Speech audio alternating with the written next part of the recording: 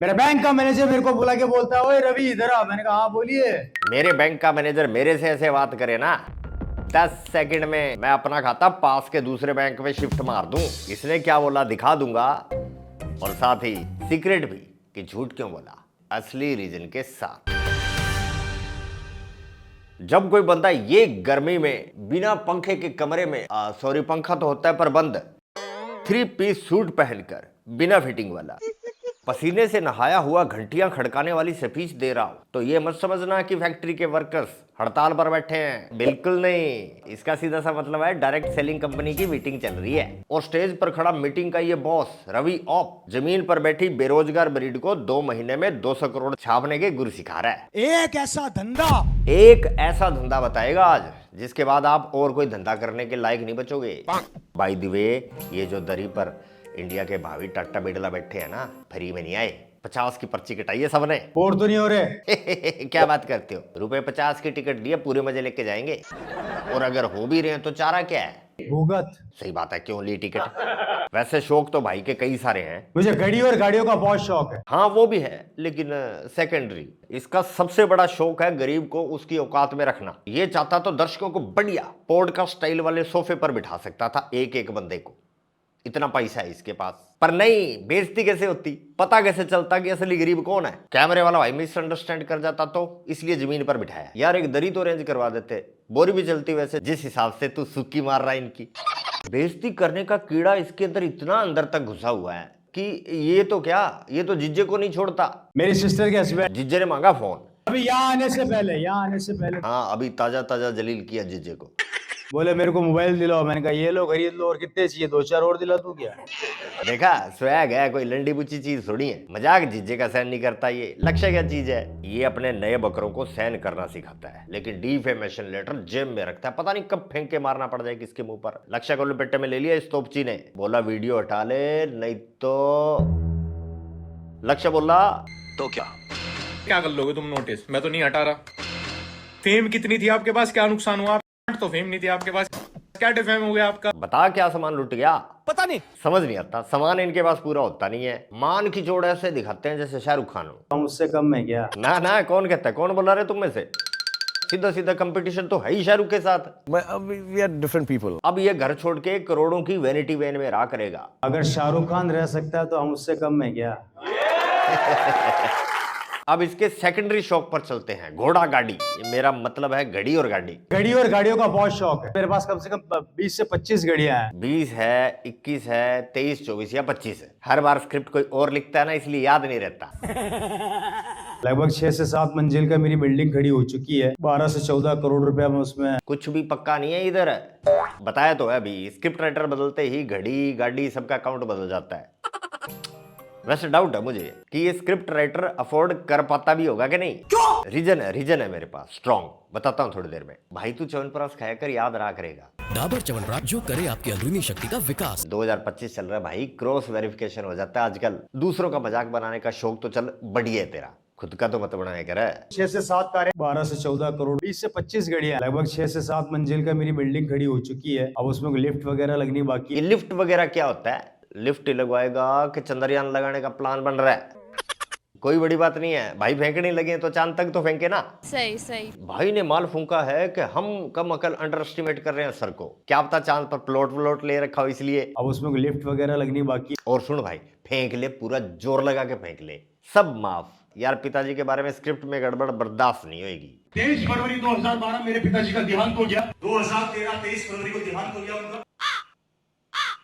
2013 है कोई शर्म? ओ खातिया भाई सो गया क्या? इधर वो मीम, कुछ शर्म आया है? अब छोड़, मोमेंट निकल गया, आगे से ध्यान रखना।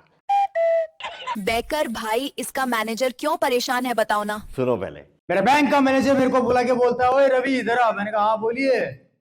25 साल हो गए मुझे इस बैंक के अंदर काम करते करते। मैंने बहुत से लोगों को आते हुए देखा। तू पहला ऐसा आदमी जो हमेशा निकालता ही निकालता, जमा कभी नहीं कराता। असली बात बताऊं, बैंक का मैनेजर परेशान तो है बेचारा सच में। यार हर रोज सुबह 20 रुपए जमा करवा देता है, शाम को निकलवा लेता है। तभी तो मैनेजर ने बुलाया इसको। ओए रवि इधर आ। और बोला कोई बढ़िया सी दवाई ले ले यार, और भी काम है तेरे 20 के नोट को महीने में 60 बार गिनने के अलावा। भूतिया काट गया ये तो।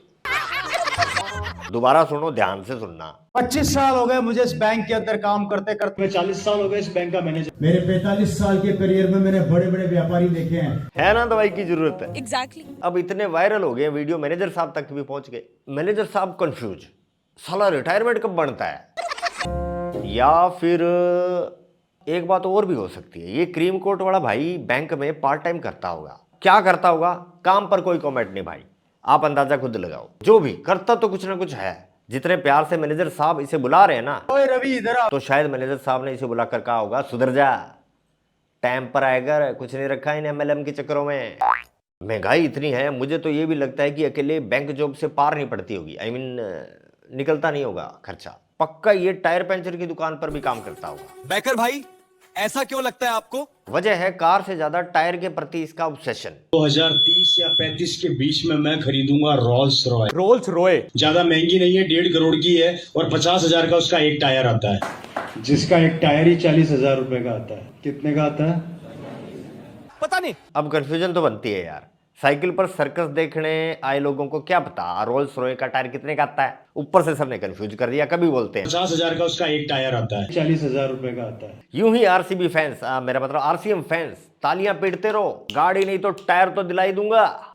जब देखो टायर इतने का, टायर उतने का। RCM ज्वाइन करने से पहले टायर पंचर की दुकान थी क्या? नहीं, छुपाने की क्या बात है इसमें, बल्कि ये तो और भी तकड़ी इंस्पिरेशनल स्टोरी होती। पंक्चर लगाता था कभी आज। 6 से 7 कारें 8 भाई साहब, अभी कल ही जो दिमाग खराब होने पे खरीदी थी 8वीं, वो गलती से किसी ने मुझे बोल दिया था अभी थोड़े दिनों पहले कि भैया तुम बड़े बड़ी बातें करते हो, तुम्हारे पास कारें तो कुछ है ही नहीं। और बस उसने दुखती रख पे हाथ रख दिया, मेरा हुआ दिमाग खराब, सीधा शोरूम में गया, एक कार और उठा के लिया। वाह वाह वाह वाह। दिमाग खराब हो जाने पर भाई आपके पीछे दगड़ I mean पत्थर लेके नहीं भागता, राजस्थानी वर्ड यूज कर लिया था, बल्कि कार खरीद लेता है। इस तरह से इस जलन से भरी दुनिया में लोगों ने भाई का दिमाग इतना खराब कर दिया कि इनकम टैक्स की कॉल आने के बाद ठीक हुआ।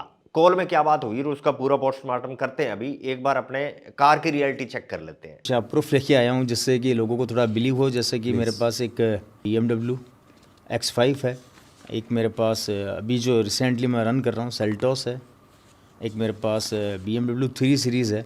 अभी मैं ये गाड़ियाँ रन कर रहा हूँ और बाकी गाड़ियाँ जो है वो आती और जाती है, क्योंकि हम जिस इंडस्ट्री का हिस्सा हैं वहाँ गाड़ियाँ ज़्यादा चलती है। अरे भाई साहब, ये तो 3 हुई, 6, 7, 8 थी भाई जी। मर्स और स्कोडा तो भूल ही गए। मेरे पास अवधि है, मेरे पास किया सेल्टोस है, मेरे पास स्कोडा है, मेरे पास स्कोडा है, मेरे पास एक मर्स है। भाई मर्स, स्कोडा और बाकी गाड़ियां, बाकी गाड़ियाँ जो है वो आती और जाती है। यार यही बात YPM लोग बोलता है, गाड़ियां आती रहती हैं, जाती रहती हैं। अरे मुझे चक्कर आने लग गया। भाई तू गाड़ी का मालिक है, मालिक तू नहीं है, गाड़ी सिर्फ ले जाता है, लाता है। सिस्टम क्या है, जितना गुत्थी को सुलझाने की कोशिश कर रहा हूं ना, स्टोरी उतनी उलझती जा रही है। भाई तू करता क्या आखिर, यही सवाल किया एक पत्रकार ने। आप क्या करते हैं? मैंने कहा आजा कोपचे में। फिर बिजनेस बदल लिया भाई ने, खोपचे में पैसा कमाने का जुगाड़ लगा लिया। लेट हो रहे हैं, किधर मर गया भाई, क्या जिगर। कैसे बेड़ो?